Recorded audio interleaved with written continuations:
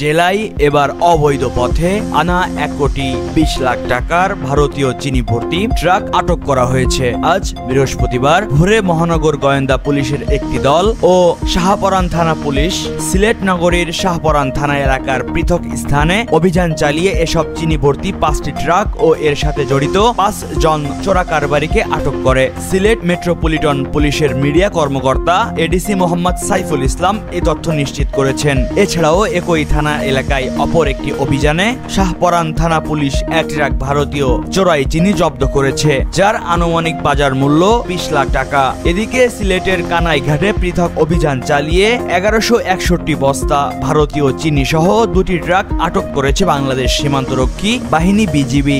মঙ্গলবার 9 জুলাই সড়কের বাজারের পাশ থেকে আটক 2টি ট্রাক ভর্তি 581 বস্তা ভারতীয় চিনি রাত 10টার দিকে কানাইঘাট থানায় হস্তান্তর করেছে বিজিবি। অপরদিকে রাত 12টার দিকে বাংলা বাজারের একটি গোডাউন থেকে 580 বস্তা ভারতীয় চিনি আটক করে কানাইঘাট সুরইঘাট বিজিবি ক্যাম্পের সদস্যরা তাদের হেফাজতে নিয়ে যায়। সুরইঘাট বিজিবি ক্যাম্পের কোম্পানি কমান্ডার সুবেদার গোলাম সরোয়ার জানান, সড়কের বাজারে ভারতীয় অবৈধ চিনি মজুত ও পরিবহনের সংবাদ পেয়ে মঙ্গলবার বিকেল 3টার দিকে বিজিবি সদস্যরা চিনি আটক করতে গেলে চিনি চোরা কারবারিদের বাধার সম্মুখীন হন তারা। এক পর্যায়ে পার্শ্ববর্তী বিভিন্ন ক্যাম্পের বিজিবি সদস্যরা ঘটনাস্থলে আসার পর বিজিবির উদ্বোধন কর্মকর্তা ও কানাইঘাট থানা পুলিশ উপস্থিত হন এবং পরিস্থিতি